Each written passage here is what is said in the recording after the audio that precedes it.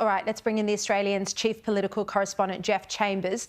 Jeff, I would love to get your reflection on these Newspoll numbers today and whether you think the perception is starting to cement that Albanese is an inadequate performer and potentially weak on some of these national security issues. Hi, Sharri. Well, if you have a close look at the Newspoll numbers, we started to see them trend downwards from July, and obviously the voice referendum was a big factor, and the view from many voters that the government had taken their eye off the ball when it came to the cost of living crisis. Obviously, off the back of the voice referendum defeat, a very heavy defeat, we've seen the Prime Minister overseas 4 times consecutively. We've had a 13th rate hike. And we've had this culmination, this bottleneck of issues, particularly around national security. We had the first boat that made landfall last week. We've obviously had those detainees released following the High Court decision. So there's this big bottleneck, and it feels like the government's disorganised. They don't have a theme. And I think worryingly, the Prime Minister's only been up for a press conference in the suburbs of Sydney once since he got home from APEC, which was last Thursday. And we've got Parliament back here today. And it just seems like the Prime Minister and his team are trying to work out a way forward. And the way forward is probably going to look like MyEFO in a couple of weeks' time, the mid-year budget update, which is tracking towards a surplus.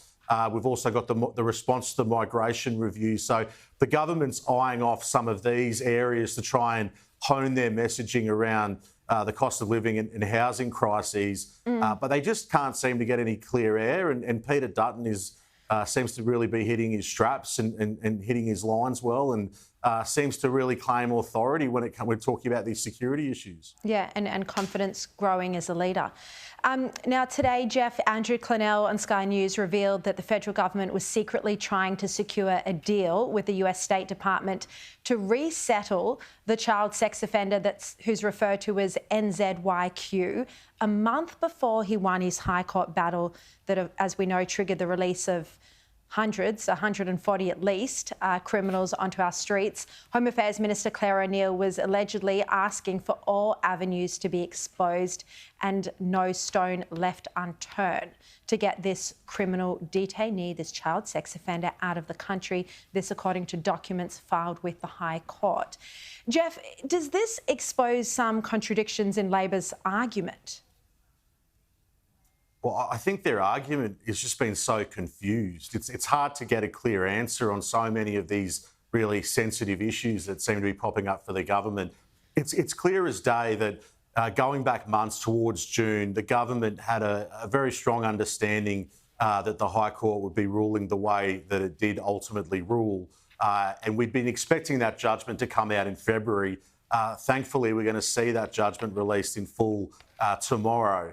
So what that's going to do is going to see a flurry of activity in terms of legislation. We're only slated to sit this week, the Senate next week, and the House was only due to sit one day next Thursday. It's now looking increasingly likely that they're going to have to resolve this matter ASAP. Now, in terms of the affidavits and what's come out in terms of evidence of Clare O'Neil's office and her department and trying to find a third country to send this child rapist, it's quite extraordinary because it really does contradict what they've said publicly in relation to where this landed, which was a complete mess last couple of weeks.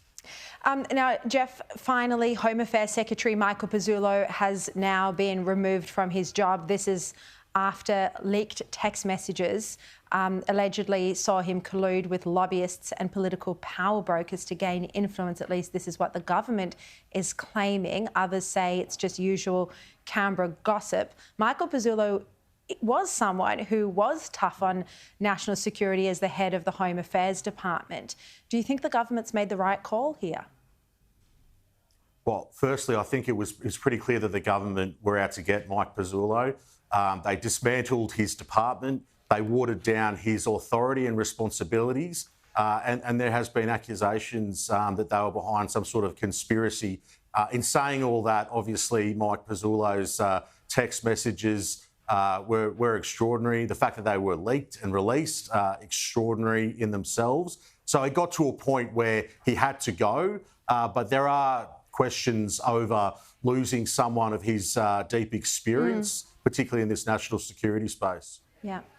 Jeff Chambers, thank you so much, and we'll continue reading your excellent reporting in The Australian. Thank you.